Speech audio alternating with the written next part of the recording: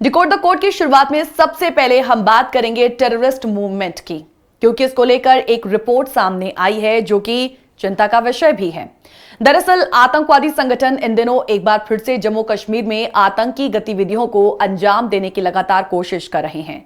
इस बीच केंद्रीय खुफिया एजेंसियों ने राष्ट्रीय जांच एजेंसी और जम्मू कश्मीर पुलिस के वरिष्ठ अधिकारियों को अलर्ट मोड पर रखा है। कहा है कि आतंकी संगठन लश्कर-ए-तैयबा, जैश-ए-मोहम्मद जम्मू कश्मीर में तैनात अधिकारियों के आवासों को निशाना बनाने की योजना बना रहे हैं। साथ ही साथ दिल्ली और जम्मू कश्मीर में स्थित एनआईए के ऑफिसर्स को भी निशाना बनाने की पूरी प्लानिंग की जा रही है। इससे पहले एजेंसियों ने एक इनपुट शेयर किया था और इसमें बताया गया था कि बारामूला से कुपवाड़ा, सोपोर और बांदीपुरा की ओर जाने वाले काफिले के मार्गों पर आतंकवादी संगठन बैप विस्फोटकों को अंजाम देकर सुरक्षा बलों पर हमला करने की प्लानिंग कर रहे हैं। पिछले महीने जम्मू कश्मीर के पुंछ जिले में भीम बेर गली सूरनकोट रोड पर भट्टा एरियन के पास आतंकवादियों ने एक ट्रक पर घात लगाकर हमला किया, जिसमें सेना के 5 जवान शहीद हो गए थे। हम आपको बताना चाहते हैं कि पाकिस्तान स्थित जैश-ए-मोहम्मद की शाखा पीपुल्स एंटी फैसिस्ट फ्रंट ने हमले की जिम्मेदारी ली और यह भी अनुमान लगाया गया कि हमलावरों को लश्कर द्वारा रसद सहायता पूरी प्रदान की गई थी।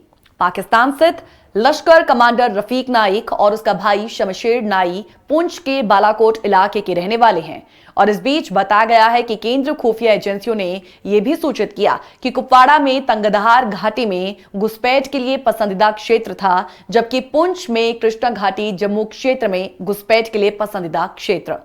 1990 में आतंकियों के लिए राजौरी का इलाका कश्मीर घाटी तक जाने का एक पारंपरिक रूट रहा है और 90 के दशक में यह इलाका आतंकियों का एक वक्त गढ़ रह चुका है।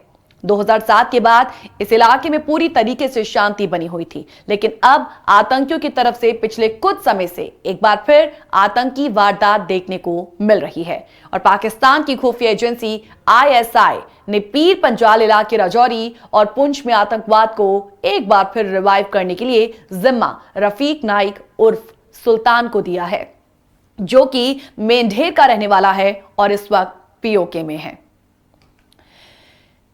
इस वक्त टेररिस्ट मूवमेंट लगातार जारी है और हाल ही की घटनाएं पुंछ राजौरी में सेना पर आतंकी हमलों के बाद पुलवामा में लगभग 6 किलो आईईडी बरामद की गई और यह बरामदगी कहीं ना कहीं यही बताती है कि जम्मू कश्मीर में आतंकी नए सिरे से सिर उठा रहे हैं। उनकी हरकतों से यह पता चल रहा है कि वो कोई बड़ी वारदात करने की ताक में है। इसका एक कारण जम्मू कश्मीर में G20 संबंधी आयोजन होना भी है। पाकिस्तान को कहीं ना कहीं ये जो आयोजन है वो रास नहीं आ रहे हैं। चीन को भी ये पच नहीं रहा कि भारत G20 की बैठकें जम्मू कश्मीर में भी कर रहा है। इस पर हैरानी नहीं है कि पिछले दिनों कश्मीर को लेकर पाकिस्तान और चीन एक सुर में बोले। जम्मू कश्मीर प्रशासन के साथ सेंट्रल गवर्नमेंट को इसकी अनदेखी नहीं करनी चाहिए कि पिछले कुछ समय से कश्मीर घाटी के साथ जम्मू संभाग में भी ये मूवमेंट जो है, ये जो आतंकियों की सक्रियता है, वो लगातार बढ़ती दिखती है। आने वाले दिनों में उनकी एक्टिविटीज और अधिक बढ़ने का अंदेशा है। क्यों? क्योंकि पाकिस्तान किस्म किस्म के आतंकी संगठनों को पालने, पोसने और आतंकियों की घुसपैठ कराने से बाज नहीं आ रहा है। हाल ही में गोवा में आयोजित एससीओ की बैठक हुई।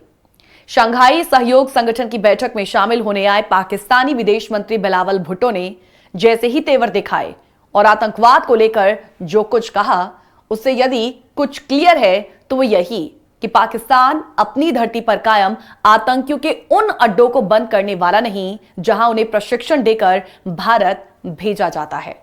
बिलावल भुट्टो ने गोवा में केवल आतंकवाद का संकेत रूप में बचाव नहीं किया, बल्कि यह भी दर्शा दिया कि पाकिस्तान कश्मीर को लेकर अपनी रीति नीति बदलने वाला नहीं।